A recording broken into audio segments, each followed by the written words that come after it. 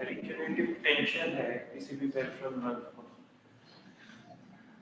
जिसकी हीलिंग ज्यादा अच्छी है, इसका मतलब यहाँ ये होता है कि उसकी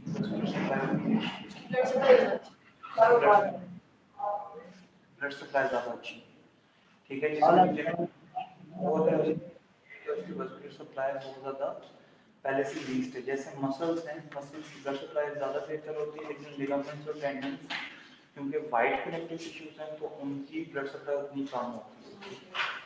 हीलिंग होती है लेकिन इट विल टेक टाइम, और नर्व में जितनी देर लगती है उतना ही ज्यादा वो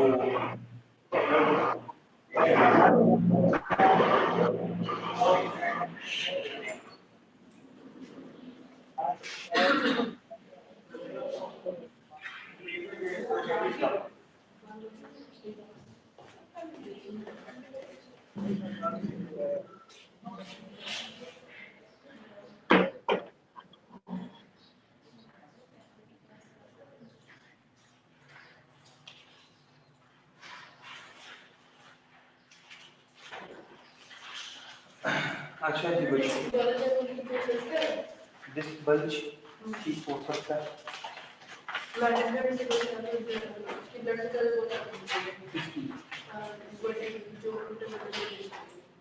इंट्रोवर्टिबल डिस्क ब्लड सप्लाई कम होती है, लेकिन जितने भी मैंने आपको बताया ना, हर्निएशन, प्रोट्रूजन वगैरह, ठीक है, जब तक ये जितनी भी हैं चीजें, ठीक है, अगर सीक्वेस्ट्रेशन नहीं है, एक्सट्रूजन नहीं हुई, एक्सट्रूजन और सीक्वेस्ट्रेशन, उसमें हमने शायद सर्जिकल मैनेजमेंट की तरफ जाना पड़े, ठीक है, लेकिन उसमें भी हम सबसे पहले यही कोशिश होती है हमारी कि हम क्या करें कि हम उसको कंजर्वेटिवली मैनेज करने की कोशिश करें। डिपेंड करता है कि सिवियरिटी ऑफ इंजरी क्या है, क्योंकि सीक्वेस्ट्रेशन में अगर तो आपकी स्पाइनल कॉर्ड इन्वॉल्व होगी या माइलोपैथी कॉज कर रही है, तो फिर हमें ऑब्वियसली रिस्क नहीं लेना होता, हम किसकी तरफ चले जाते हैं, सीधा सर्जरी की तरफ जाते हैं, सर्जरी की तरफ जाते हैं, नॉन कंजर्वेटिव मैनेजमेंट की तरफ जाते हैं। सीक्वेस्ट्रेशन है तो माइलोपैथी कॉज कर रही है, अगर सीक्वेस्ट्रेशन रेडिकुलोपैथी कॉज कर रही है तो फिर हम उसको मैनेज करने की कोशिश करते हैं conservatively. Myelopathy is spinal cord issue, जब स्पाइनल कॉर्ड का कंप्रेशन है दैट इज माइलोपैथी, और जब नर्व रूट का कंप्रेशन है दैट इज रेडिकुलोपैथी। क्योंकि नर्व रूट किसी एक साइड की हो सकती है, माइलोपैथी दोनों साइड्स को क्या कर देगी, दोनों साइड मतलब दोनों लिटरल नहीं, माइलो सेंट्रल सेंट्रल में ना आपकी स्पाइनल कॉर्ड, अगर तो माइलोपैथी होगी सेंट्रल स्पाइनल कॉर्ड की कंप्रेशन हो जाए तो वो ऑब्वियसली आपकी दोनों साइड के लिम्स को इन्वॉल्व कर लेगा, ठीक है, that is more severe as compare to radiculopathy. अच्छा जी, लास्ट टाइम हम लोगों ने बात की थी अबाउट द इंटरवर्टेब्रल डिस्क, ठीक है, लेक्चर नंबर 7 में के इंट्रोडक्शन में मैंने आप लोगों को पढ़ाया था कि what are the components of intervertebral disc, ठीक है, कार्टिलेजिनस एंड प्लेट्स क्या होती हैं, ये पढ़ाया था, याद है कुछ, इंटरवर्टेब्रल फोरामिना क्या होता है, उसका साइज कैसे कम हो रहा है, किस मूवमेंट से कम हो रहा है, उसका साइज किस मूवमेंट से ज्यादा हो रहा है, ठीक है, और फिर हम लोगों ने बात की थी about the pathology of intervertebral disc के, what is the protrusion, what is collapse, what is herniation, what is sequestration, what is extrusion, ठीक है, इन सब चीजों की बात की थी, ठीक है। सो किसी चीज की ना समझ आए तो मेरे से पूछ लीजिएगा। लास्ट में हमारे पास वहां पर रह गया था कि किस तरीके से आपके इंटरवर्टेब्रल डिस्क जो है वो इंजर्ड हो सकती है, ठीक है, वैसे कौन सी कॉज है जिसकी वजह से इंटरवर्टेब्रल डिस्क इंजर्ड हो गई। सो दो मैकेनिज्म्स हैं, the one is fatigue breakdown, ठीक है, and the other one is traumatic injury, ठीक है। मोस्ट कॉमन जो मैकेनिज्म है that is the fatigue breakdown, ठीक है। फैटीग ब्रेकडाउन क्या है कि आप कॉन्टिन्यूसली रेपिटेटिव मूवमेंट्स परफॉर्म कर रहे हो जो आपकी इंटरवर्टेब्रल डिस्क के ऊपर एसिमेट्रिकल लोडिंग प्रोड्यूस कर रही है, ठीक है। फटीग ब्रेकडाउन क्या है, जैसे नेम इंडिकेट कर रहा है, फटीग, ठीक है, थक के किसी चीज का ब्रेकडाउन हो जाना, ठीक है। ऑब्वियसली जब हम रेपिटेटिव लोडिंग करते हैं, रेपिटेटिव बेंडिंग एक्सरसाइजेस, ठीक है, repetitive bending exercises with side bending, ठीक है, या repetitive bending exercises with rotation, ठीक है। ये जितने भी तीनों मूवमेंट्स हैं, अगर हम रेपिटेटिवली परफॉर्म करेंगे तो आपकी इंटरवर्टेब्रल डिस्क क्या होना शुरू हो जाएगी, फटीग होना शुरू हो जाएगी, ठीक है। सही है। फटीग किस तरीके से है कि जैसे मैंने आप लोगों को बात कही थी कि जब आप during the normal activities of daily life, ठीक है, जब आप activities of daily life perform कर रहे हो during the day time and the evening time, तो आपकी इंटरवर्टेब्रल डिस्क में से वाटर क्या कर जाता है, बाहर निकल जाता है। लेकिन जब आप रात में रेस्ट करते हो तो वही वाटर वापस आ जाता है और इंटरवर्टेब्रल डिस्क अपनी नॉर्मल हाइट को पहुंच जाती है, ठीक है। So it will take time to attract the water by the nucleus pulposus, ठीक है। तो वाटर निकल रहा है, वो कहां पे जाता है, एक्स्ट्रासेलुलर स्पेस में जाता है, like this surrounding extracellular space है, ठीक है। एक्स्ट्रासेलुलर स्पेस में वाटर चला गया, जैसे ही आपकी अनलोडिंग होगी स्पाइन, आपका न्यूक्लियस पल्पोसेस दोबारा उस वाटर को अटैक करके अपने अंदर एब्जॉर्ब कर लेता है। सो जैसे मैंने बात की कि it will take time for the nucleus pulposus to absorb the water, ठीक है, and get to its normal height, ठीक है, जो कि रेस्टिंग हाइट है इंटरवर्टेब्रल डिस्क की। लेकिन अगर आप repetitive loading and unloading perform कर रहे हो तो वाटर निकल तो जाएगा लेकिन वाटर एब्जॉर्ब नहीं हो पाएगा, ठीक है। और आप सबको पता है कि न्यूक्लियस पल्पोसेस एक इंपॉर्टेंट रोल प्ले करता है कि जब भी लोडिंग होती है स्पाइन की तो वो वेट को इवनली डिस्ट्रीब्यूट करता है, ठीक है, इंटरवर्टेब्रल डिस्क के ऊपर, और इसी तरीके से वेट को डिस्ट्रीब्यूट करता है on to the lower segments, ठीक है।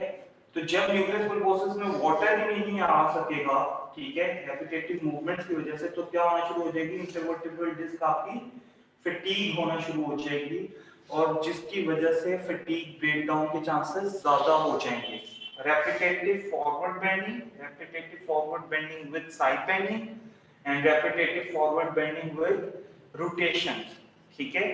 So the most common portions जहां पर आपका डिस्क पैथोलॉजी हो सकती है, डिस्क इंजरी हो सकती है, जो मोस्ट कॉमन पोजीशन या सेगमेंट्स हैं, ठीक है, स्पाइन की, that is L4 L5 and L5 S1, ठीक है। देखो अब लंबर में मैंने आप लोगों को पढ़ाया था कि lumbar is design for what it is designed for, it is designed for forward bending and backward bending, flexion और एक्सटेंशन के लिए अल्लाह ताला ने लंबर स्पाइन को डिजाइन किया है, लेकिन जो L5S1 है वहां पर रोटेशन हो रही है, ठीक है। तो जो मोस्ट इंपॉर्टेंट सेगमेंट है that is L5S1 and L4L5. L4L5 causes forward bending and backward bending, और L5S1 क्या कर रहा है, रोटेशन कॉज कर रहा होता है। इसलिए ये दोनों जो सेगमेंट्स हैं दे आर इंपॉर्टेंट, क्योंकि इनकी मैकेनिज्म ही ये है कि रेपिटेटिव फॉरवर्ड बेंडिंग को विद रोटेशन और with side bending, then it will cause injury to the intervertebral disc. यहां तक बात को समझ आ गई? फॉरवर्ड बेंडिंग में रोटेशन कैसे करेंगे? फॉरवर्ड बेंडिंग प्लस रोटेशन, ये फॉरवर्ड बेंडिंग है। अगर मैं यहां से कोई चीज उठाने की कोशिश कर रहा हूं साइड से अपनी, तो that is forward bending with rotation, ठीक है। So forward bending with rotation that is causing a fatigue breakdown, ठीक है।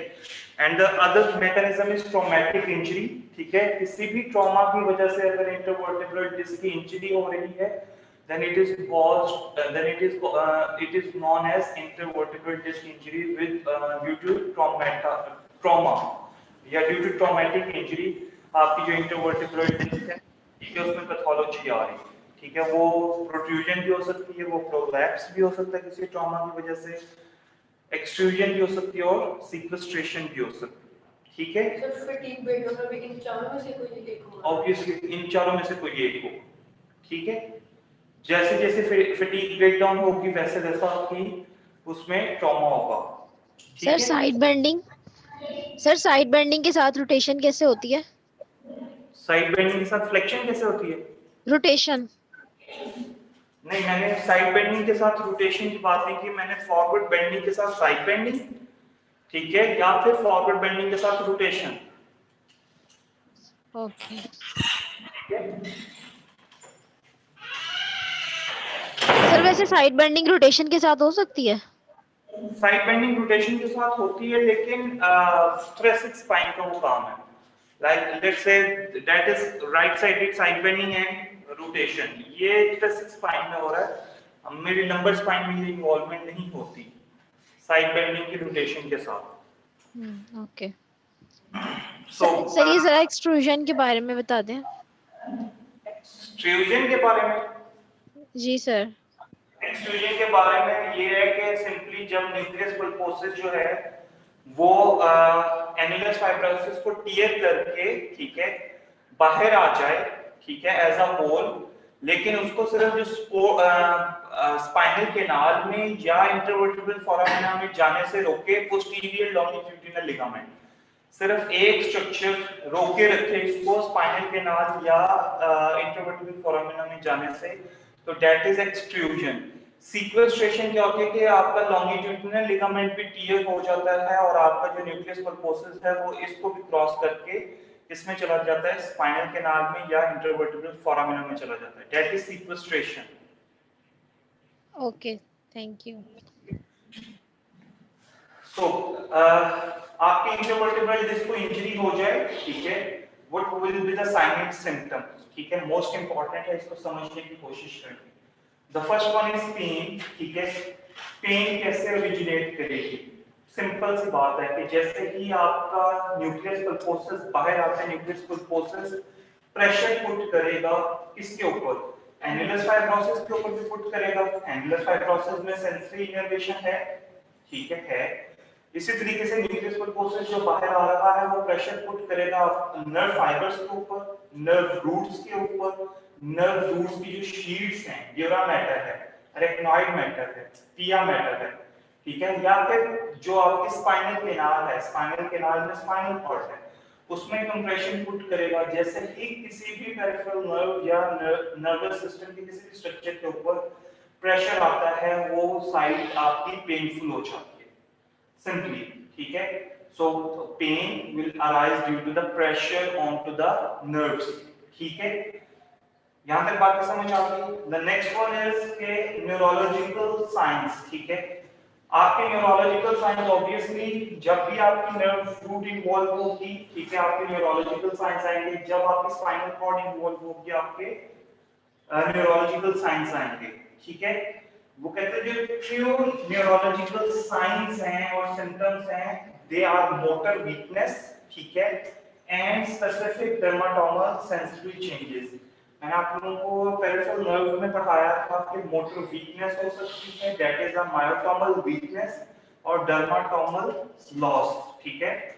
डर्माटोम्स के लिए हम क्या क्या टर्म यूज कर रहे हैं? डर्माटोमल सेंसरी लॉस, ठीक है, क्योंकि वो स्किन की जो सेंसेशन है वो लॉस हो रही है। And other one is myotomal weakness. Myotomal के साथ हम ये नहीं कह सकते myotomal sensory loss, myotomal weakness ही कहेंगे क्योंकि ये मसल्स हैं। सो सही है। सो ट्रू न्यूरोलॉजिकल साइंस क्या है, साइन ऑफ सिम्टम्स क्या है कि मसल्स की वीकनेस होगी, मायोटोम्स की वीकनेस होगी, ठीक है। मायोटोम्स मींस कि एक नर्व रूट से जो जितने भी मसल सप्लाई हो रहे हैं वो सारे मसल्स वीक हो जाएंगे, वो सारे मसल्स पैरालाइज्ड हो जाएंगे, ठीक है। और डर्माटोमल सेंसरी लॉस का मतलब क्या है कि एक नर्व रूट से जितने भी स्किन आपकी सप्लाई हो रही है, जिसके एस्पेक्ट ऑफ थाई के ऊपर आपकी स्किन सप्लाई हो रही है, वो सारी क्या हो जाएगी, वहां पर सेंसरी लॉस आना शुरू हो जाएगा। यहां तक बात समझ आ गई? So dermatome they are specific, ठीक है, myotomes they are also specific। यहां तक बात की समझ आ गई?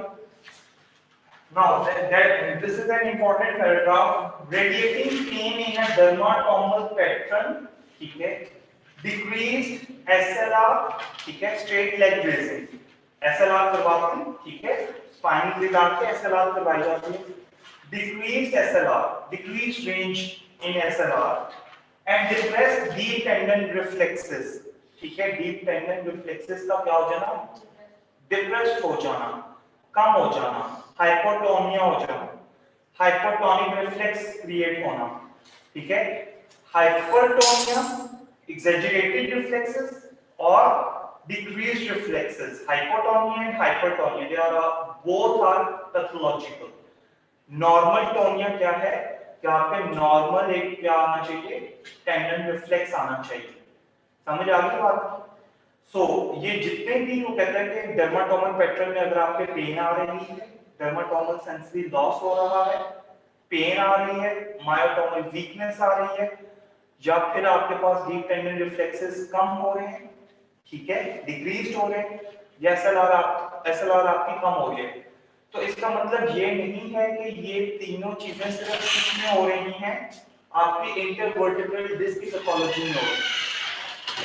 उसने कहा कि इसकी क्या क्या कॉजेज हो सकती हैं, स्पाइनल मसल्स भी हो सकते हैं ये कॉज करने वाले, इंटरस्पाइनस लिगामेंट की इंजरी भी हो सकती है, इंटरवर्टिब्रल डिस्क इटसेल्फ भी हो सकती है, और फेसर जॉइंट्स भी हो सकती है। ठीक है, मैंने यहाँ पर क्या बात कही है कि ये जितनी भी मैंने आपको साइन एंड सिम्टम्स बताए हैं पहले के, पेन है, ये न्यूरोलॉजिकल साइन एंड सिम्टम्स है, मायोटोमल वीकनेस है, ये डर्माटोमल सेंसरी लॉस है, ये जरूरी नहीं है कि ये सिर्फ इंटरवर्टिब्रल डिस्क की पैथोलॉजी में आपको मिलेगा, ये आपको स्पाइनल मसल्स में भी मिल सकता है, स्पाइनल मसल की टाइटनेस में भी मिल सकता है, ये आपको फेसर जॉइंट की इंजरी में भी मिल सकता है, ये आपको किसी भी लिगामेंट, बैक के लिगामेंट से इंजरी में भी मिल सकता है। तो हमें कैसे पता चलेगा कि कॉज क्या है, हमें कैसे पता चलेगा कि कौन सा टिश्यू इन्वॉल्व है?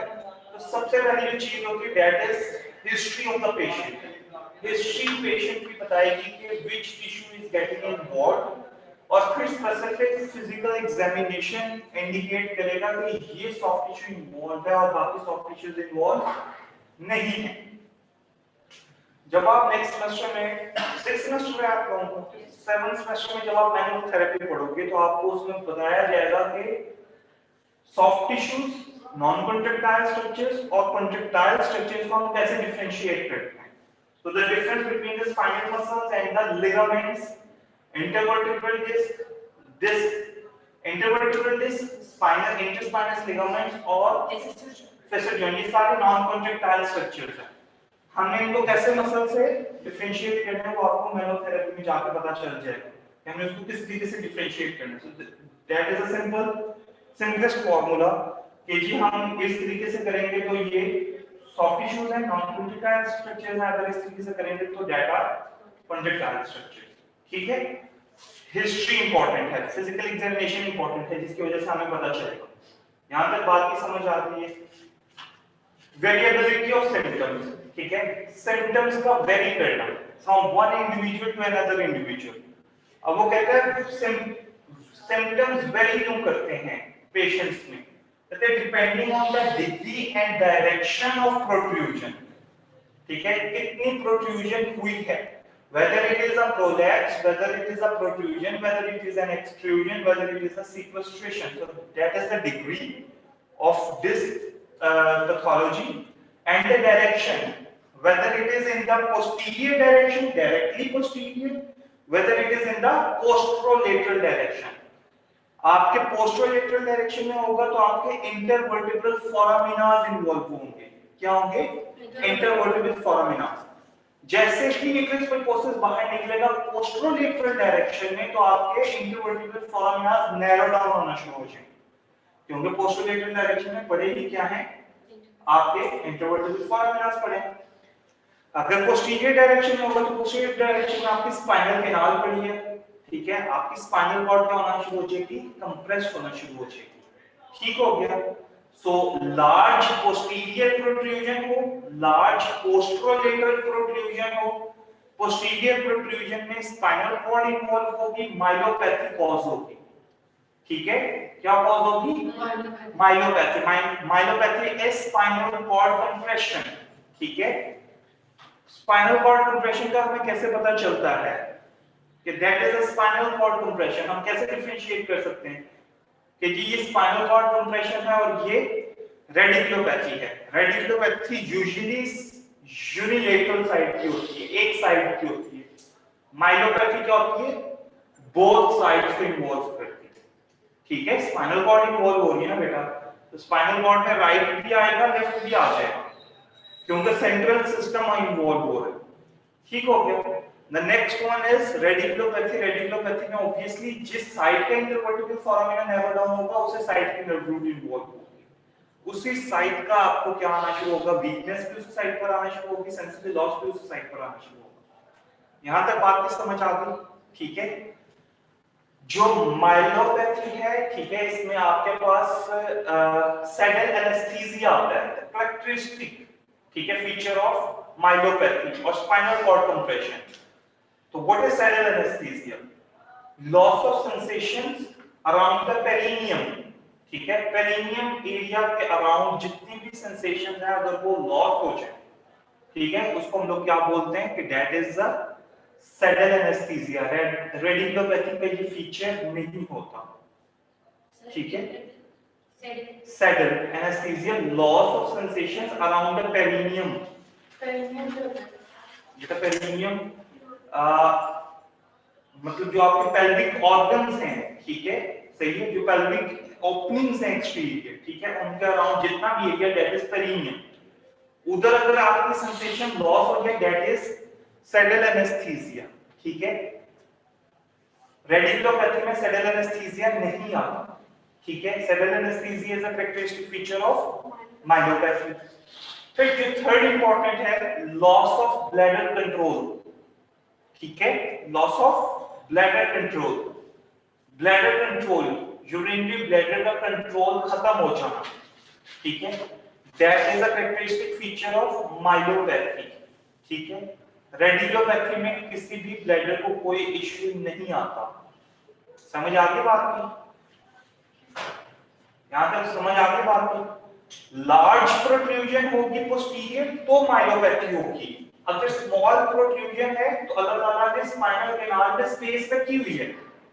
स्पाइनल कैनाल में क्या रखी हुई है? स्पेस रखी हुई है।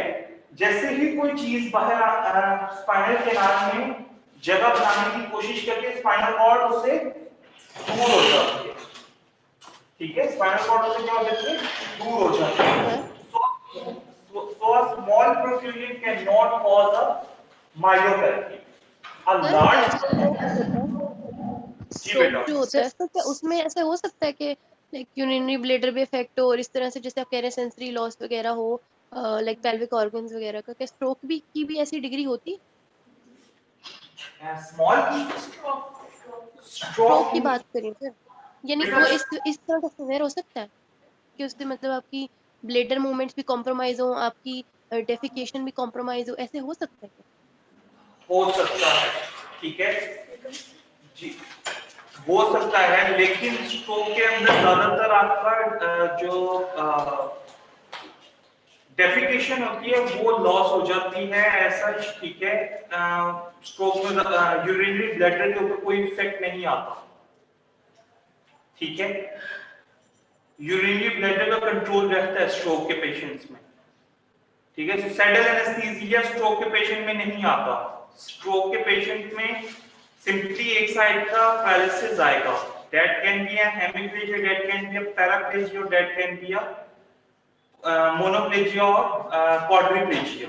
ठीक है, सही है। तो स्ट्रोक के समथिंग एल्स, ठीक है, स्ट्रोक आपके ब्रेन को इन्वॉल्व कर रहा है या ब्रेन स्टेम को इन्वॉल्व कर रहा है, उसमें आपको ईटिंग में इशू आ सकता है। ठीक है, आपको खाने में मसला आ सकता है। ठीक है, बस ज्यादा से ज्यादा, लेकिन आपको साथ में सिर्फ क्या होगा, पैरालिसिस हो जाएगा एक साइड का। समझ आ गई? जो माइलोपैथी है, it is causing saddle anaesthesia, it is causing loss of bladder control. ठीक है, तो दे आर डिफरेंट। यहां तक बात की समझ आ गई? अगर स्मॉल प्रोट्रूजन होगा तो स्पाइनल कॉर्ड क्या हो जाएगी, थोड़ा सा साइड पर हो जाएगी और स्मॉल प्रोट्रूजन को जगह दे देगी और अपने स्पाइनल कॉर्ड के ऊपर कोई कंप्रेशन नहीं आएगा। लेकिन if there is a large protrusion, obviously फिर स्पाइनल कॉर्ड के पास भी जगह नहीं रहेगी, वो पहले कोशिश करेगी कि वो साइड पर हो जाए, लेकिन due to the large protrusion that nucleus material will causes compression on to the spinal cord, ठीक है, जिसको हम लोग पाउडर इक्वाइना सिंड्रोम बोलते हैं। Actually these are the characteristic features of पाउडर इक्वाइना सिंड्रोम, ठीक है। न्यूक्लियस पल्पोसिस के बाहर आने की वजह से माइलोपैथी जो कॉज हो रही है वो एक्चुअली क्या कॉज कर रही है, पाउडर इक्वाइना सिंड्रोम कॉज कर रही है। यहां तक बात की समझ आ गई। इंटीरियर प्रोट्रूजन, ये तो हमने बात की ना पोस्टीरियर या पोस्टरोलेटरल प्रोट्रूजन की। इंटीरियर प्रोट्रूजन है उससे भी एक पेशेंट को बैक पेन हो सकती है, ठीक है। Anterior protrusion is rare and is the result of traumatic injury, ठीक है। जितने भी पोस्टीरियर और पोस्टरोलेटरल प्रोट्रूजन होती है that are due to fatigue breakdown, जो मैंने पहले दो मैकेनिज्म्स पढ़ाए, ठीक है। तो फैटिग ब्रेकडाउन की वजह से जो हो रही है दैट इज पोस्टीरियर और पोस्टरोलेटरल प्रोट्रूजन, जो ट्रॉमेटिक इंजरी की वजह से हो रही है that is a anterior protrusion. Anterior protrusion में भी बैक पेन आएगी, लेकिन उसमें कोई ऐसा सेंसरी लॉस या मायोटोमल वीकनेस नहीं अपीयर होता, ठीक है।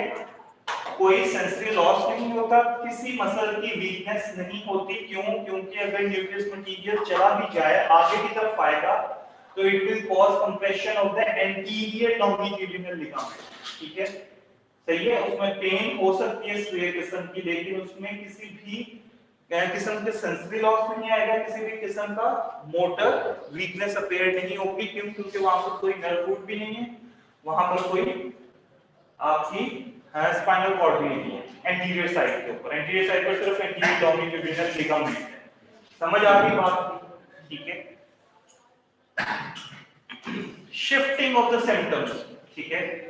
शिफ्टिंग सिम्टम्स क्या है कि जब आपका न्यूक्लियस मटेरियल जो है वो इंटैक्ट रहे, ठीक है, लेकिन जो आपकी डिस्क है उसका क्या हो जाए, हर्निएशन हो जाए। क्या हो जाए? डिस्क की हर्निएशन। डिस्क की हर्निएशन का मैंने क्या बताया था कि there is the bulge of the annulus fibrosus, not the nucleus pulposus. Nucleus pulposus remains intact. तो न्यूक्लियस पल्पोसिस जब इंटैक्ट रहेगा तो न्यूक्लियस पल्पोसिस का जो हाइड्रो मैकेनिज्म है, वाटर मैकेनिज्म है, ठीक है, वो भी इंटैक्ट रहेगा, ठीक है। न्यूक्लियस मटेरियल तो नहीं बाहर कहीं पर गया, एनुलस फाइब्रोसिस बाहर गया है, nucleus pulposus remain intact, it's hydro mechanism remains intact. उसका जो काम है कि जी जब भी वेट आए तो वो वेट को शिफ्ट करे इक्वली, वो उसका काम ठीक रहेगा। शिफ्टिंग सिम्टम्स क्या है कि जब भी पेशेंट के ऊपर लोडिंग आएगी, ठीक है, तो न्यूक्लियस मटेरियल जो है वो क्या करेगा, इवनली डिस्ट्रीब्यूट करेगा वेट को। लेकिन अब एक तीनों साइड से आपका एनुलस फाइब्रोसिस बिल्कुल ठीक है, लेकिन एक साइड का एनुलस फाइब्रोसिस क्या है, बल्ज हुआ होगा। तो वो जो साइड है जहां पर एनुलस फाइब्रोसिस बल्ज हुआ होगा वो क्या कॉज करना शुरू कर देगी, पेन कॉज करना शुरू कर देगी, ठीक है। So that is a shifting of the symptoms, ठीक है, कि मूवमेंट हुई है, मूवमेंट की वजह से न्यूक्लियस मटेरियल जब उसने न्यूक्लियस पल्पोसिस में जाके किसको कंप्रेस करना शुरू किया है, एनुलस फाइब्रोसिस को, तो that is causing a shift in the symptoms, ठीक है। सिम्टम क्या कर रहे हैं, शिफ्ट कर रहे हैं, ठीक है। पहले सिर्फ क्या थी, बैक पेन थी, लेकिन जैसे ही वो वेट आया, ठीक है, कोई मूवमेंट परफॉर्म की, न्यूक्लियस मटेरियल ने एनुलस फाइब्रोसिस पर कंप्रेशन डाला, एनुलस फाइब्रोसिस पर कंप्रेशन होने की वजह से रेडिकुलोपैथी स्टार्ट हो गई। लेकिन जैसे ही रेस्ट में ये रेडिकुलोपैथी खत्म हो गई, सिर्फ बैक पेन रह गई। तो that is a shifting of the symptom. पहले सेंट्रल बैक पेन थी, लेकिन उसके बाद क्या आना शुरू हो गई, नीचे लोअर एक्सट्रीमिटी तक पेन आना शुरू हो गई, ठीक है। बैक पेन से पेन कम हो जाएगी, लेकिन रेडिकुलोपैथी ज्यादा हो जाएगी, पेन लेग में ज्यादा हो जाएगी। रेडिकुलोपैथी में होता क्या है?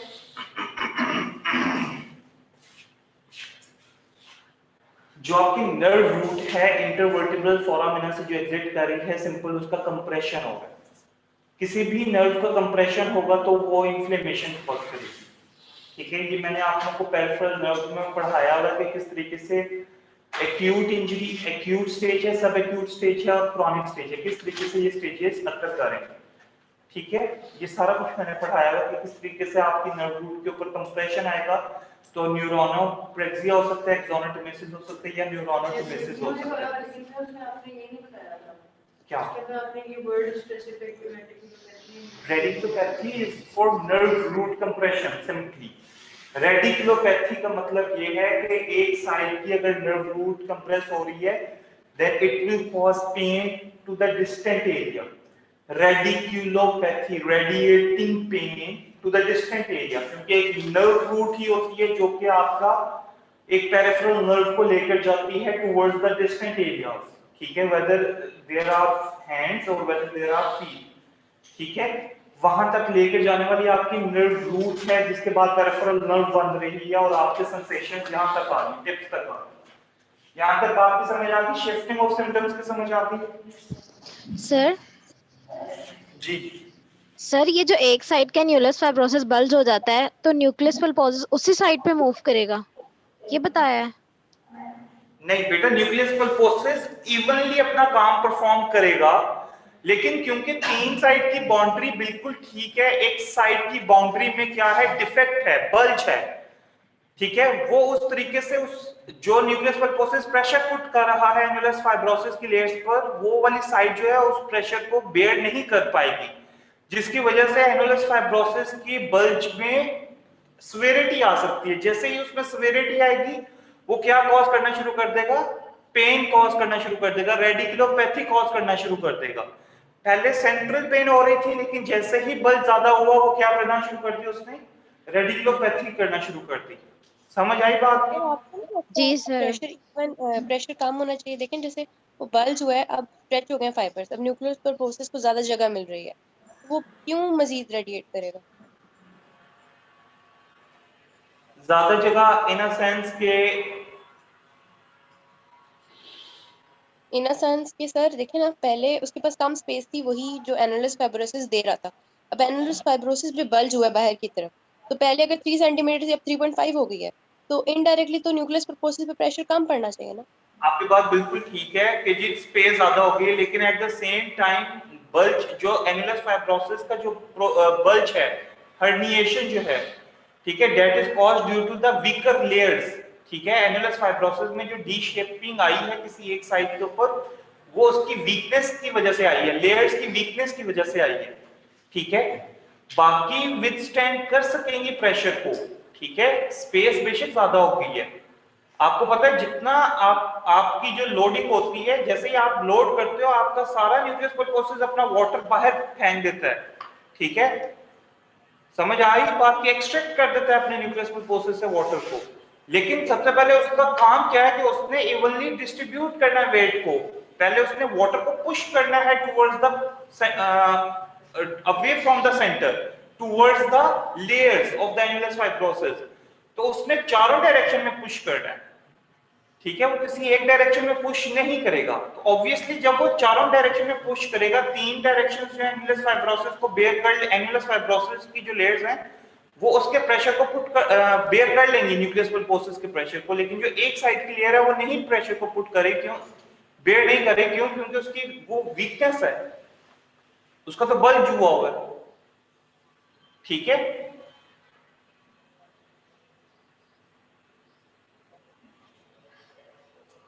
जी बेटा,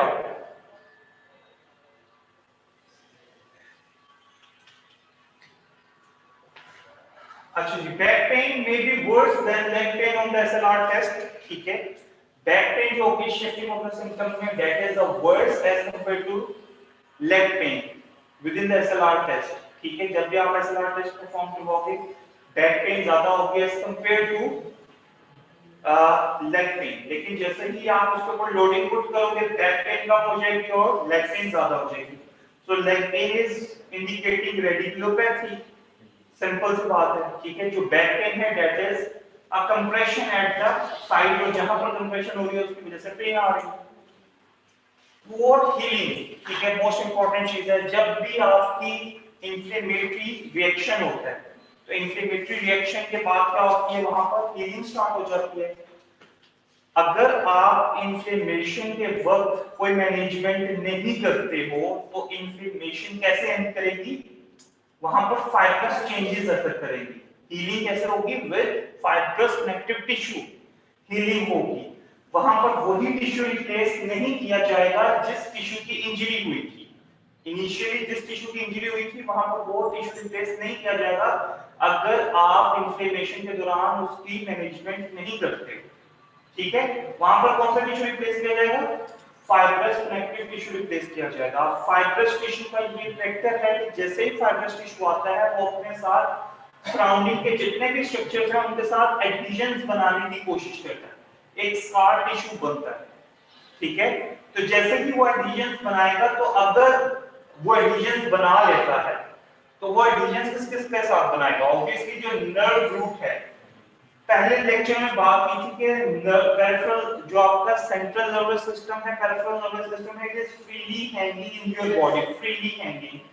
ठीक है, और उसके तीन मैंने रीजन बताए हैं कि why it is freely hanging. तो अगर नर्व रूट के साथ किसी फाइबर स्ट्रक्चर ने क्या बना लिया? एडहेजन्स बना लिए, तो अब नर्व रूट की जो मोबिलिटी है, कन्वर्जेंस और डाइवर्जेंस का जो मैकेनिज्म है वो क्या हो जाएगा? डिस्टर्ब होगा। क्यों? क्योंकि तो पहले तो नर्व रूट फ्री थी, इजीली क्या कर रही थी? अवे मूव कर रही थी या टुवर्ड द सेंटर मूव कर रही थी। ठीक है, अब क्या हुआ? तो वो अटैच हो गई एक साइड से, ना वो अवे जा सकती है ना वो सेंटर की तरफ रह सकती है, अब वो सिर्फ सेंटर में है। तो इस नर्व रूट के एडहेजन्स की वजह से क्या होगा? आपको नर्व रूट के दोबारा सिम्टम्स स्टार्ट हो सकते हैं। ठीक है, समझिए बात की, हम इनको बोलते हैं tension signs and symptoms. Nerve root tension sign and symptoms के, जिसमें नर्व रूट जो है वो कॉन्टिन्यूअस किस स्टेज के अंदर है? टेंशन स्टेज में है। क्यों? क्योंकि उसने किसके साथ बना लिए? एडहेजन्स बना लिए, वो अटैच हो गई किसी चीज के साथ। अब उसमें वो कैपेबिलिटी नहीं रही कि वो अवे मूव करे, ठीक है, और प्रेशर को रिलीज कर दे अपने से और वो दोबारा सेंटर की तरफ आए और प्रेशर को एब्जॉर्ब करे। So why it is causing? क्योंकि उसकी जो मोबिलिटी थी वो खत्म हो गई है और अब उसके ऊपर कॉन्टिन्यूअस टेंशन है। So these are the tension sign and symptoms. यहां तक बात की समझ आ गई? ठीक है, early medical intervention will be done with non-steroidal anti-inflammatory drugs। ठीक है, हम इन्फ्लेमेशन को जल्द से जल्द सबसाइड करने की कोशिश करते हैं। ठीक है, याद रखिएगा बेटा, अगर ये एक टिश्यू है, ठीक है, इसमें इंजरी हुई है, इसमें इन्फ्लेमेशन स्टार्ट हो गई है, मैंने इसके सराउंडिंग जितने भी टिश्यूज हैं अगर मैं उनकी एक्टिविटी परफॉर्म करवाऊं, इस टिश्यू के सराउंडिंग में एक्टिविटी परफॉर्म करवाऊं बाकी टिश्यूज की, तो इसके इन्फ्लेमेशन के ऊपर एक पॉजिटिव इफेक्ट आएगा। वो कैसे? कि वेस्कुलर सप्लाई में मैक्सिमम आएगी और वेनस रिटर्न भी मैक्सिमम होगा। ठीक है, सही है, फिर इसकी इन्फ्लेमेशन सबसाइड करने में मैं हेल्पफुल होऊंगा। लेकिन अगर मैंने इसी टिश्यू की इंजरी हुई है और इसी टिश्यू को मैं बार-बार छेड़ रहा हूं, उसके उस पॉइंट के ऊपर लेकर जा रहा हूं जहां पर उसकी इंजरी हुई थी, तो यहां पर इन्फ्लेमेशन क्या हो जाएगी? एक्सीड हो जाएगी, वर्स हो जाएगी। जहां पर इन्फ्लेमेशन वर्स हो गई, इट मींस कि वहां पर फाइब्रोटिक चेंजेस भी ज्यादा वर्स होंगी। जहां पर इन्फ्लेमेशन जल्दी सबसाइड कर ले, इसका मतलब क्या है? वहां पर फाइब्रोटिक चेंजेस मिनिमम होंगे। ठीक है, यहां तक बात की समझ आ गई? बहुत बेसिक चीजें ये आप लोगों को पता होनी चाहिए किस तरीके से इन्फ्लेमेशन पैथोलॉजी पढ़ी है। The onset is usually between 20 and 55 years of age, लेकिन जो most common है that is 30s and the 40s। ठीक है, 30s and 40s में the intervertebral disc pathology most common है। Symptomatic onset in the lumbar spine is usually, mechanisms are is usually associated with bending, ठीक है, forward bending and lifting or attempting to stand up after a prolonged flex posture। prolonged flex posture के बाद जब मैं attempt करूं अपने आप को एक्सटेंड करने की, ठीक है, तो उसकी वजह से भी क्या हो सकती है? बैक पेन मेरी सिम्पटोमेटिक हो सकती है, मेरी बैक पेन प्रोड्यूस हो सकती है कि अगर मैं कॉन्टिन्यूअस फ्लेक्स पोस्चर के बाद अपने आप को स्ट्रेट करने की कोशिश करूं। ये बात होती है कि जब मैंने कॉन्टिन्यूअस फ्लेक्स पोस्चर में रहा, ठीक है, तो मेरी इंटरवर्टिब्रल डिस्क ने फ्रंट से कंप्रेस्ड है कॉन्टिन्यूअसली और पोस्टीरियरली उसके क्या है? कॉन्टिन्यूअस कंप्रेशन है। ठीक है, अब जब मैं वापस अपने आप को एक्सटेंड करने की कोशिश करूंगा तो इतनी जल्दी चेंज मेरी इंटरवर्टिब्रल डिस्क में नहीं आएगी। हाँ, अगर मैं इस स्टेज में हूं और मैं अपने आप को इस स्टेज में रखूं थोड़ी देर के लिए, तो फिर with the passage of time intervertebral disc अपनी शेप को चेंज करे, और फिर जब मैं फर्दर इरेक्ट हूं तो फिर अपनी इंटरवर्टिबल डिस्क जो है वो क्या करेगी, शेप चेंज करेगी। लेकिन जब मैं कॉन्टिन्यूअस फ्लेक्स पोस्चर के बाद एकदम इरेक्ट होने की कोशिश करूंगा, एक्सटेंड होने की कोशिश करूंगा, तो फिर इंटरवर्टिबल डिस्क उतने अच्छे तरीके से क्या नहीं कर सकेगी, शेप अपनी चेंज नहीं कर सकेगी। यहां तक बात समझ आती है? So the symptomatic back pain can be produced due to all these factors. ठीक है? The person may or may not have the sensation of a tear. ठीक है? कुछ पेशेंट्स आपको आपके बताते हैं कि मेरे में एक पॉप की साउंड आई है, लिगामेंट टीयर हुआ तो मेरे में पॉप की साउंड आई है। कुछ ऐसे लगा है कि जैसे जैसे कपड़ा नहीं फाड़ते हाथों के साथ, ऐसे लगा है कि जैसे किसी ने टीयर किया है। ठीक है? may have the sensation or may not have the sensation. Patient feel कर सकता है, पेशेंट फील नहीं भी कर सकता कि उसके इंटरवर्टिबल डिस्क में क्या हो गई है, इंजरी हो गई है। ठीक हो गया? द पेन बिहेवियर, ठीक है, इंटरवर्टिबल डिस्क की जो पेन होगी वो इंक्रीज करती है जब पेशेंट क्या करता है, इनएक्टिव रहता है। ठीक है? अब ये मैं बताता हूं इनएक्टिव रहने की वजह से उसकी पेन क्यों इंक्रीज होगी। A patient often describes increased pain when attempting to get out of the bed in the morning or when first standing up. ठीक है? जब वो कहता है कि अगर पेशेंट कंटिन्यूअसली इनएक्टिव है उसमें भी पेशेंट की पेन ज्यादा हो रही है। ठीक है? जितना आप रेस्ट में जाते हो, आपकी इनिशियली आप रेस्ट में जब जाते हो तो आपकी एक्यूट स्टेज की इन्फ्लेमेशन ज्यादा होती है। ठीक है? क्या होती है, ज्यादा होती है। आप रेस्ट में जा रहे हो, देखो बात आती है टिश्यू को रेस्ट देना है। हम क्या करते हैं, हमें क्या कहा जाता है, आप पूरे के पूरे किस पे चले जाओ, पूरे बेड रेस्ट पे चले जाओ, पूरे के पूरे बेड रेस्ट पर चले जाओ। वो जो पूरा बेड रेस्ट पर जाना होता है वो क्या करता है, एक्चुअली इन्फ्लेमेशन को ज्यादा कर देता है। आपको छोटा सा किस्सा सुनाता हूं, मैं छोटा था बहुत ज्यादा, तो मैं साइकिलिंग कर रहा था और मैं साइकिलिंग करते हुए गिर गया, मेरा एंकल स्ट्रेन हो गया। अब सिंपली क्या कि पहले कि मैं जाके सीधा बेड पर लिटाया गया और मैं सो गया। ठीक है? 2 या 3 घंटे के बाद जब मैं उठा तो मेरा पाँव बहुत ज्यादा सूजा हुआ। That is a common example. Simply उसमें करना क्या चाहिए, ऐसे मैं बात करना चाह रहा हूं, रेस्ट देना है आपने पर्टिकुलर टिश्यू को। एंकल स्ट्रेन हुआ, एंकल स्ट्रेन का मैकेनिज्म होता है कि आप प्लांटर फ्लेक्शन कर रहे हो और इन्वर्जन कर रहे हो। ये प्लांटर फ्लेक्शन और inversion is the mechanism of ankle strain. ठीक है? मैं ये दो मूवमेंट ना करूं, मैं चाहे डॉर्सल फ्लेक्शन करूं चाहे इन्वर्जन करूं, मुझे कुछ नहीं होगा। ठीक है? रेस्ट मैंने किसको देना है, लेटरल एंकल लिगामेंट्स को देना है, और मैं क्या कर रहा हूं, पोल पूरे का पूरा बेड रेस्ट पर चला गया। ठीक है? समझ आई बात? So the inflammation is going to build up during that complete bed rest. और जब हम स्टैंडिंग करते हैं after a complete bed rest, ठीक है, तो ऑब्वियसली ये जो कहता है कि कंप्लीट आपकी स्लीप के बाद ऑब्वियसली 6 से 7 घंटे की स्लीप होती है किसी भी पेशेंट की, या 8 घंटे की स्लीप है। जब वो अपना 8 घंटे की नींद के बाद उठने की कोशिश करेगा तो इसी 8 घंटे में, क्योंकि इन्फ्लेमेशन हो रही है, इन्फ्लेमेशन में वो तमाम ऐसे मीडिएटर्स होते हैं जो कि फाइब्रस चेंजेस प्रोड्यूस करते हैं आपके सराउंडिंग एनवायरनमेंट, जो एडिशंस बनाते हैं। ठीक है? सो जैसे ही इन्फ्लेमेशन हुई है वो क्या करेगा, इस 8 आवर्स के अंदर फाइब्रस चेंजेस बना देगा, एडिशंस बना देगा, लिंकेजेस बना देगा। लेकिन अभी वो लिंकेजेस होंगे क्या, वीकर होंगे। अभी वो बहुत ज्यादा क्या नहीं हुए, हार्ड नहीं हुए। ठीक है? सही है? They are weaker but there are linkages. तो जैसे ही आप उठने की कोशिश करोगे वो लिंकेजेस दोबारा क्या होंगे, ब्रेक होंगे, जिसकी वजह से क्या होगी, आपको पेन भी ज्यादा होना शुरू हो जाएगी।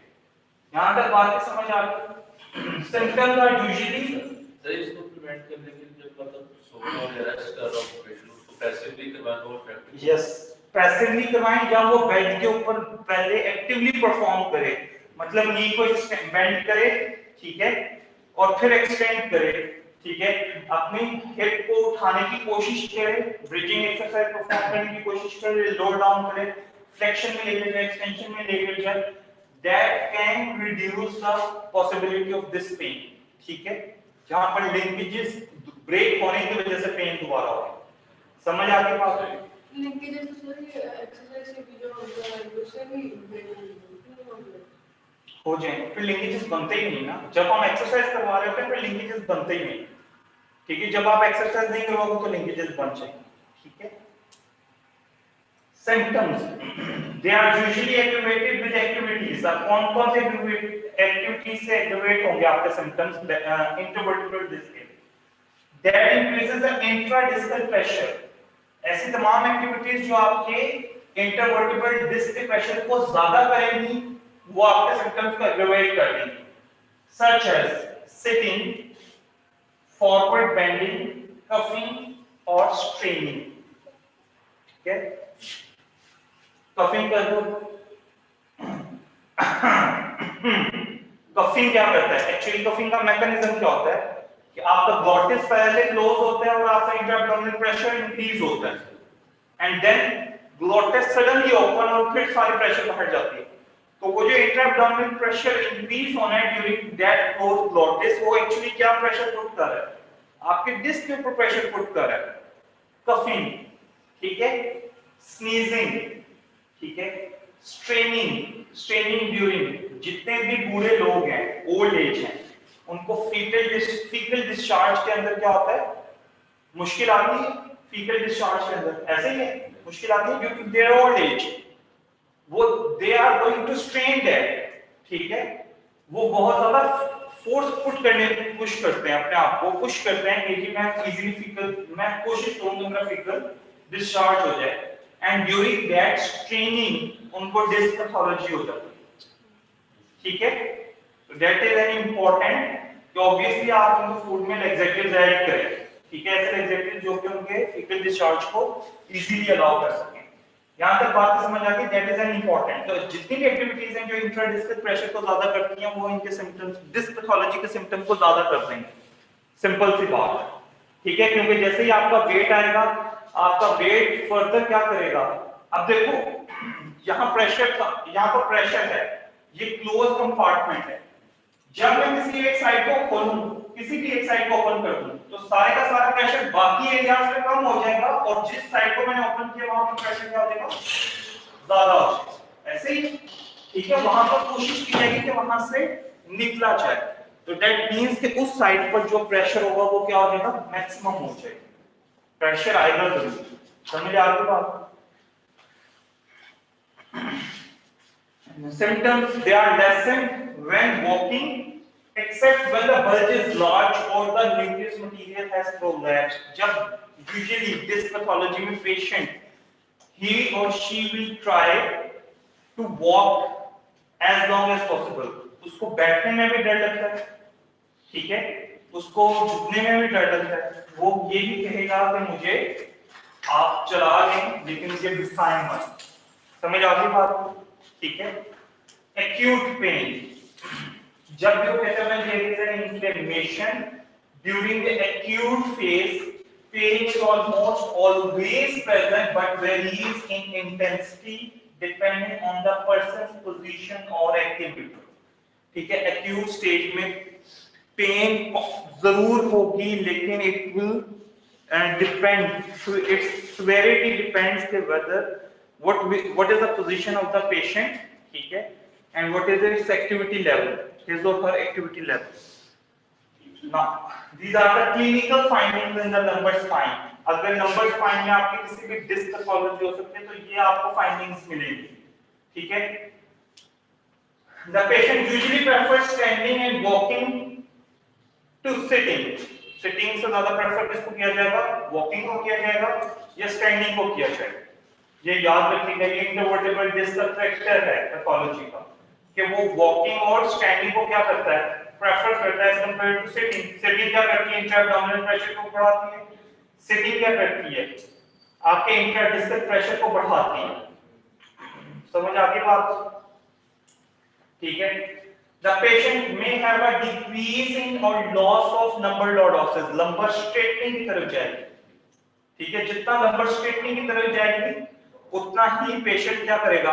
पेन को ज्यादा एक्सपीरियंस करेगा, ठीक है। समझ आ रही है बात? जितना लंबर लॉर्डोसिस क्या होगी, कम होगी या लंबर स्ट्रेटनिंग की तरफ जाएगी, उतना ही पेशेंट पेन को ज्यादा एक्सपीरियंस करेगा। फॉरवर्ड बेंडिंग इज लिमिटेड, आपको मैंने बताया था फॉरवर्ड बेंडिंग से भी लंबर क्या जाती है, स्ट्रेटनिंग की तरफ जाती है। एक्सटेंशन से क्या जाती है, लॉर्डोसिस की तरफ जाती है lumbar. So forward bending is limited, ठीक है। लेकिन अगर हम उस पेशेंट को क्या कहें कि आप फिर भी फॉरवर्ड बेंडिंग करें, ठीक है, when repeating the forward bending test the symptoms increases or paralysis. Now there are two terms, sorry, there are two terms, centralization and peripheralization. Peripheralization का मतलब क्या है, that is a spot where injury is occurring, ठीक है, सही है, इस spot के ऊपर ही पेन होनी चाहिए, ठीक है, नॉर्मल सी बात है।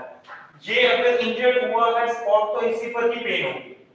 Now what he is saying कि जैसे कि फॉरवर्ड बेंडिंग टेस्ट आप परफॉर्म करवाओगे तो जो पेशेंट की पेन होगी वो क्या कर जाएगी, इससे दूर जाना शुरू हो जाएगी, पैरालाइज होना शुरू हो जाएगी। इससे दूर जाने का मतलब क्या है कि पेन इस एरिया से सेपरेट करते हुए यहां तक जा रही है, दैट इज पैरालाइजेशन।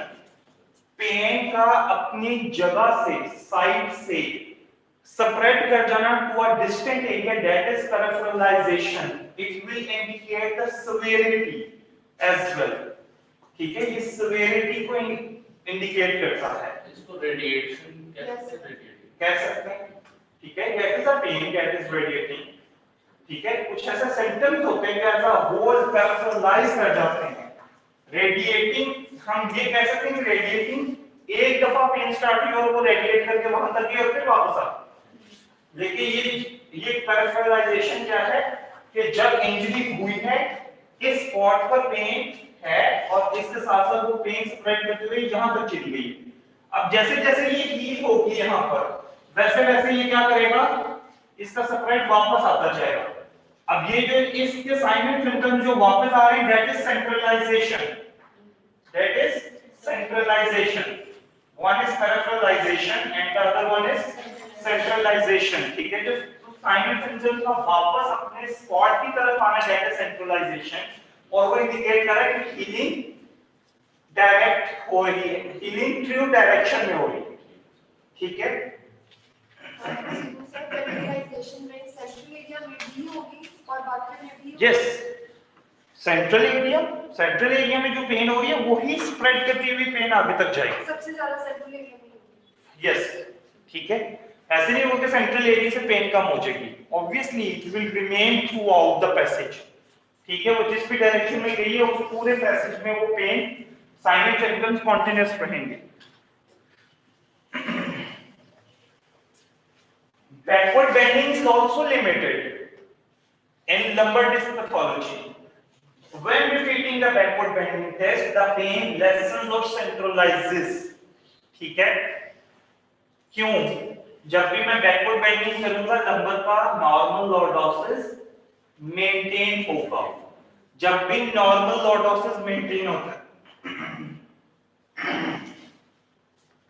अब इस बात को गौर से देखें, लंबर का नॉर्मल लॉर्डोसिस जो मेंटेन होगा, लंबर के नॉर्मल लॉर्डोसिस के मेंटेन होने से इंटरवर्टिब्रल डिस्क में प्रेशर ज्यादा किस साइड पर होगा, एंटीरियर साइड के ऊपर होगा इंटरवर्टिब्रल डिस्क में, या पोस्टीरियर साइड के ऊपर होगा, इंटीरियर साइड के ऊपर होगा। क्यों?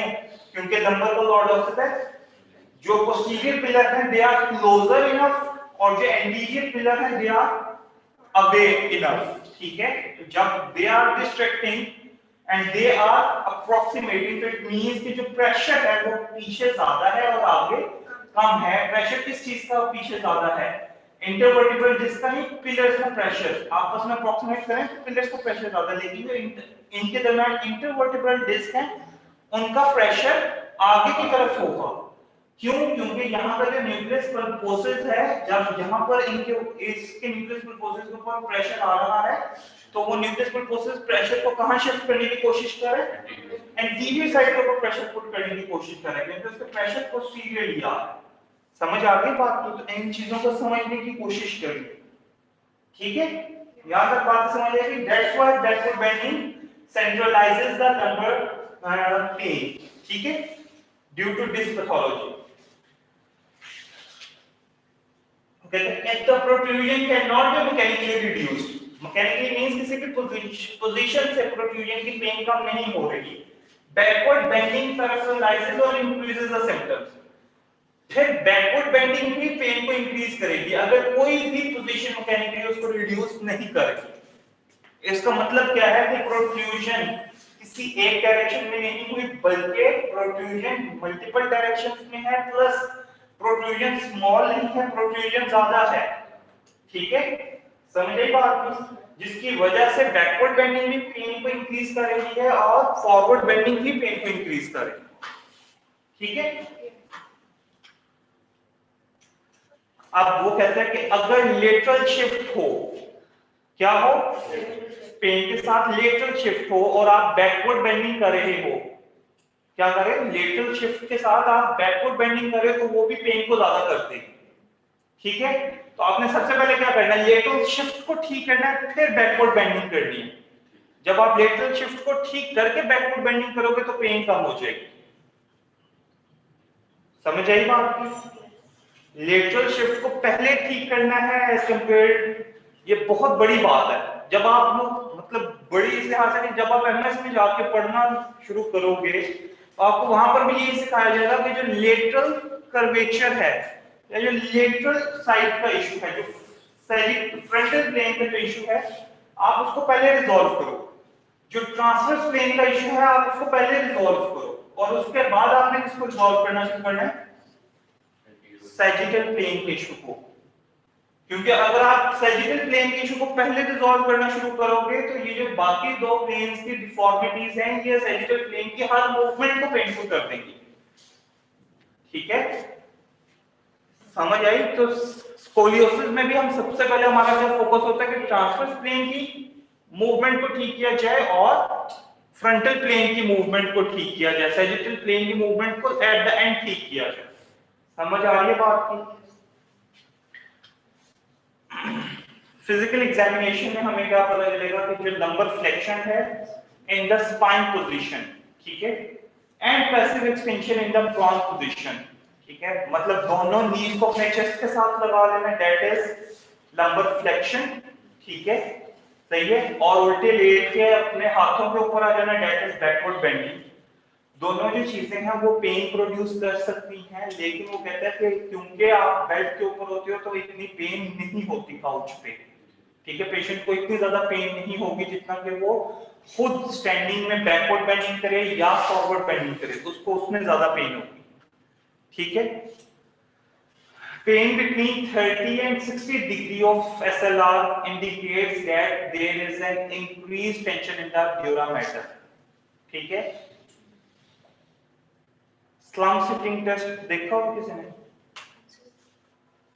Slump sitting test, dura mater spinal cord को कवर कर रहा है ऐसे, ठीक है। तो जो एसएलआर होती है एक्चुअली, ठीक है, ये आपकी स्पाइनल कॉर्ड को एज अ होल टेंशन में लेकर जाती है। आप ये देखो ना, स्पाइन पोजीशन में लेटे हो आप, ठीक है, या आप स्टैंडिंग पोजीशन में लेटे हो। अब मैं अपनी एक टांग को उठा के किसी भी एक हाइट पे रख दूं, एक्चुअली मेरी इस साइड की जो नर्व रूट्स होंगी और जो इस साइड की स्पाइनल कॉर्ड होगी वो क्या हो जाएगी, टेंस्ड हो जाएगी, ठीक है। तो वो कहते हैं कि 30 से 60 डिग्री की एसएलआर होती है, वो क्या करती है, ड्यूरा मैटर के ऊपर टेंशन को ज्यादा कर देती है। अगर 30 से 60 डिग्री तक पेशेंट को पेन हो रही है एसएलआर में, तो वो क्या इंडिकेट कर रहा है कि ड्यूरा मैटर की टेंशन ज्यादा हो रही है और ड्यूरा मैटर की मोबिलिटी कहीं ना कहीं इंपेयर्ड है, समझ आ गई बात की। तो ऑब्वियसली वहां पर इंपेयर्ड होगी जहां पर डिस्क की पैथोलॉजी है, जिस लेवल पर डिस्क की पैथोलॉजी है, समझ आ गई बात की।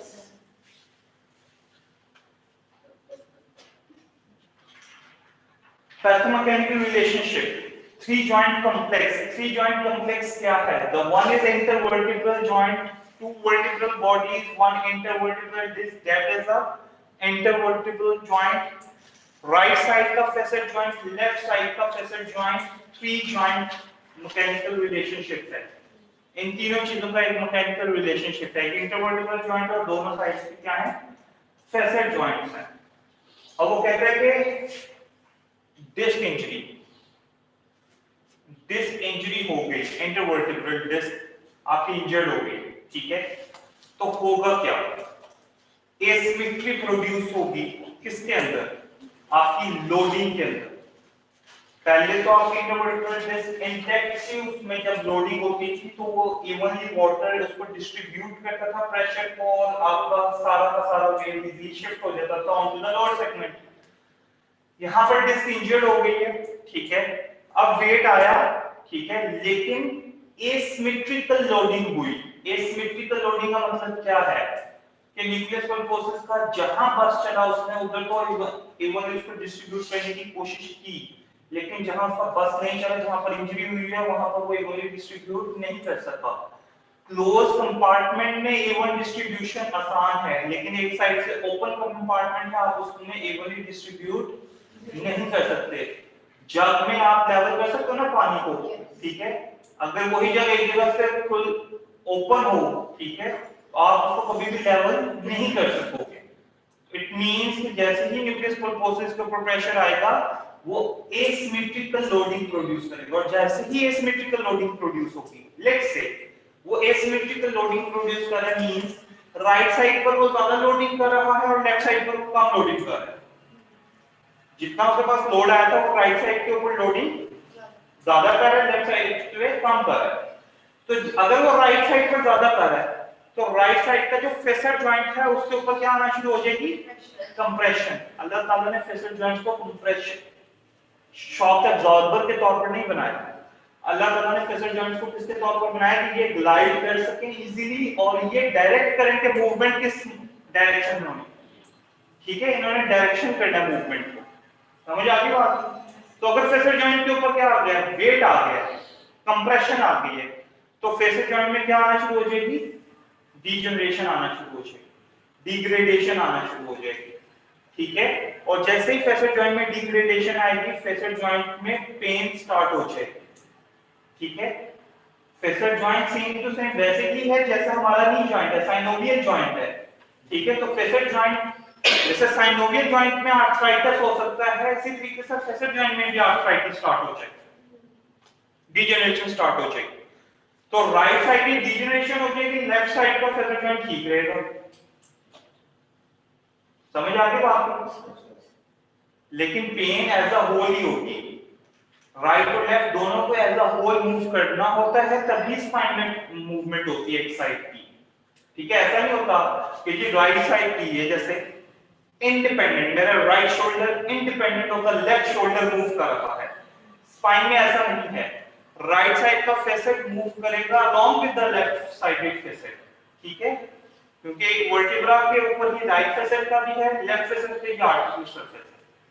यहां तक बात समझ आ गई? इसमें भी आर्टिकुलर कार्टिलेज है, आर्टिकुलर कार्टिलेज की भी डिग्रेडेशन हो जाएगी, साइनोवाइटिस हो सकता है, कैप्सूल के ऊपर स्ट्रेच ज्यादा हो सकता है, जो फेसर जॉइंट का अपना कैप्सूल है उसके ऊपर स्ट्रेच ज्यादा हो सकता है, कैप्सूलाइटिस हो सकता है, आर्टिकुलर कार्टिलेज डिग्रेड हो रहा है, आर्थराइटिस हो सकता है, ठीक है, साइनोवियल मेम्ब्रेन डिजेनरेट हो गया, साइनोवाइटिस हो सकता है, ठीक है।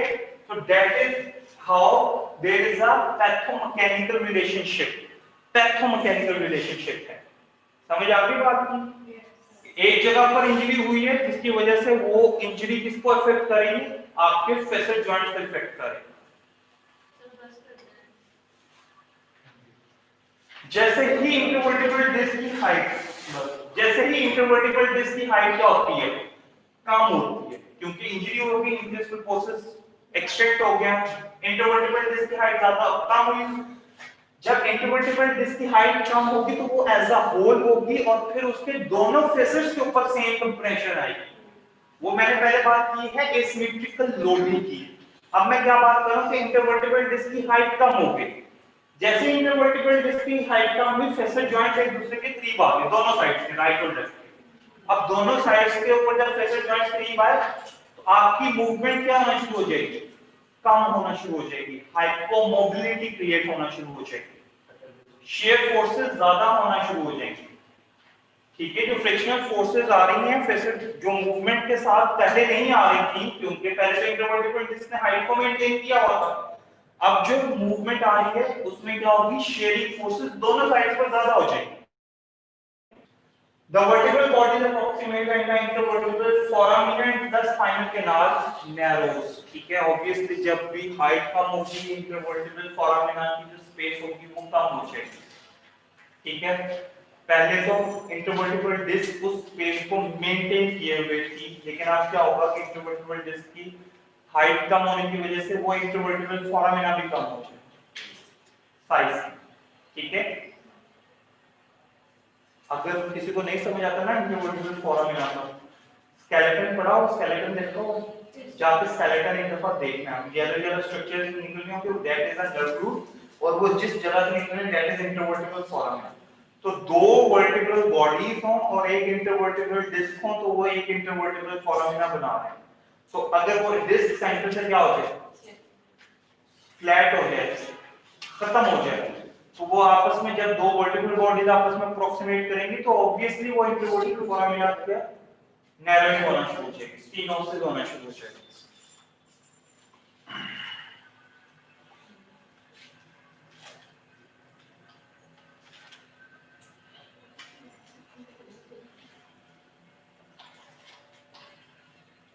तो फर्स्ट मायोटोम्स तो सर मायोटोम्स मतलब जो एक मसल है उसको स्पेसिफिकली कौन सी पेरिफेरल एक मसल नहीं, एक नर्व रूट किन मसल को सप्लाई करता है। मसल को सप्लाई करती है।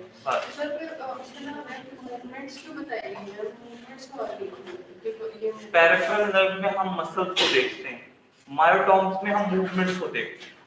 मायोटोम्स में मूवमेंट को देखेंगे, मूवमेंट को देखेंगे, मसल्स, पेरिफेरल नर्व में मसल्स को देखते हैं। ये मूवमेंट लॉस हुई है और इस मूवमेंट में कौन कौन से मसल्स वीक हो रहे हैं, पैरालाइज हो, कौन से नर्व सप्लाई लॉस हुई है।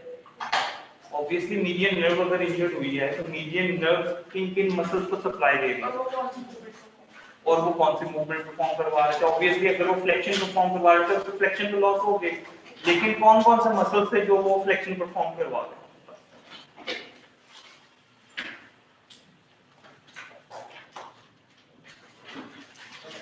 सर आपने और पढ़ाना है या बस? बेटा बस आपने पढ़ना है तो बताओ। नहीं सर रहने दे सर क्विज की टाइमिंग सर। बता रहे हैं। एक्चुअली ना क्विज का थोड़ा सा इशू है सर। हमारी ना 5 से 6:15 बजे रेडियोलॉजी की क्लास होती है, और सर इन दिनों हमारे ना प्रैक्टिकल्स करा रहे हैं सर।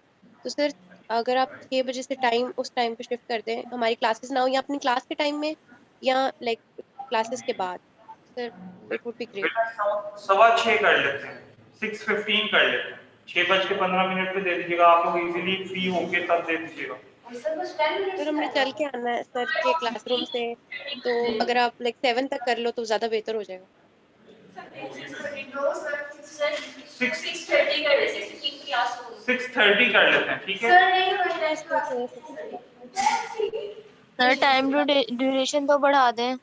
हाँ सर 10 मिनट बहुत। मेरी बात सुनिए, आप लोग ये अपनी इसी क्लास में दे देना 8 बजे सुबह उठ के, सुबह 8 बजे उठ के दे देना। आप लोगों को अच्छा ऑप्शन नहीं मिला। सर संडे बेटा सर संडे को हमारा पेपर होगा, टेस्ट होगा 4 बजे, और हम लोगों ने रिवाइज भी करना है, तो सुबह सुबह उठ के हम कैसे टेस्ट दे सकते हैं। तो रात को रिवाइज अच्छा कर सर सर मंडे संडे को मंडे पार्टी 8:30 बजे मेरी बात सुने ना, क्विज लेके लेक्चर लेके 9:30 बजे सो जाइएगा। नहीं सर जोइन कर रहे हैं। 15 मिनट का लेक्चर, 6:30 ले लें। 10 मिनट 10 एमसीक्यूज के लिए 15 मिनट 15 एमसीक्यूज। सर 5 से 10 मिनट तो बढ़ा दें सर, इतनी जल्दी में कुछ भी नहीं ऐसे होता, पढ़ना भी जी होता है। सर। बेटा पढ़ा दी है। कितने बढ़ाए सर हैं कितने सर? बढ़ाए हैं? ऐसे पूछने जैसे मैंने इजी बढ़ा दी है। नहीं बेटा कुछ 15 minutes for 15 MCQs, 10 minutes for 10 MCQs. Sir अगर किसी का नेट का मसला बन गया तो रीटेक लेंगे आप? फिर आप मुझे बताओ। तो फिर नहीं सर आप सेफ साइड पे खेल लेना हमारे साथ। बेटा सर कम से इंटरनेट कम सर 20 मिनट्स तो दे दें। एटलीस्ट सर अगर किसी का मसला बने और वो 5 मिनट के लिए उड़ जाए नेट उसका, फिर सर ऐसे हुआ था, मेरे पिछले क्विज में भी हुआ था, भी मैंने मैम को मेल की थी, दोबारा किया था सर, ऐसे हो जाता है। सर आपके लिए नहीं भी खप, हमारे लिए भी खप, बेटा, सेफ ये साइड खेलो बेटा, सर। मेरे पास ऐसा कुछ नहीं होता। आप लोगों की देखें, ये रिस्पॉन्सिबिलिटी है 15 मिनट के लिए कोई अच्छा सा नेट ढूंढ लें, बस 15 मिनट। सर सीधा राइट चलिएगा, ठीक है। सर आप कम से कम वो पावर बैंक मैं करंटली इस्लामाबाद के अंदर हूँ। मैं मोबाइल के ऊपर बहुत अच्छा लेंस यूज कर लेता हूँ। आप सर लोग मेरी नहीं सुन ले सर, मैं आप लोग करंटली तो इस्लामाबाद के अंदर हूँ। सर आप ऐसे तो ना इस्लामाबाद करें। रावलपिंडी के अंदर। सर सर मैं क्वेश्चन को समझ करंटली इस्लामाबाद के अंदर हूँ। इस्लामाबाद रावलपिंडी के अंदर ऑलरेडी आपको पता है इशू चल रहे हैं ऑलरेडी, अब सिग्नल्स नहीं होते। इस तरह कई इलाके हैं जहाँ पे मसले हैं, आपको पता सर है अभी धरना अभी वगैरह मैंने चल रहा है, तो सर क्या अभी मेरा करेंगे सर नेट हम? चला गया था, अभी मैंने दोबारा कनेक्ट किया है, मेरा इतनी देर से नेट 5-10 मिनट से नहीं आ रहा था। बेटा ऐसा करो, आपको इस दिन ना दो। सर आप टाइम तो 5 मिनट या 10 मिनट तो और दे दें एक्स्ट्रा। सर एटलीस्ट 20 मिनट तो देना प्लीज। सर अच्छा 20 बेटा, मिनट दे दें। अल्लाह हाफिज। सर ऐसे तो सर ना क्विज करें। रात को 9 बजे ले लें। टाइम बता दे क्विज का कंफर्म। सर रात में ले लें, ज्यादा बेहतर है। सर रात बेटा में सही है, सुबह ले लें। बेटा मंडे सुबह 8 बजे होगा। This is full no end sir, sir sir ऐसे ऐसे ना ना करें, करें। अब सर 8 बजे कर लेंगे मॉर्निंग जी। ही असली ठीक इतने है मुश्किल से क्योंकि उठते हैं, आपको इसके लिए सर उठाएंगे। Please evening sir. Time sir वो सर विलेज में 6 रहते हैं बजे तो सही मसला है होता है। सर।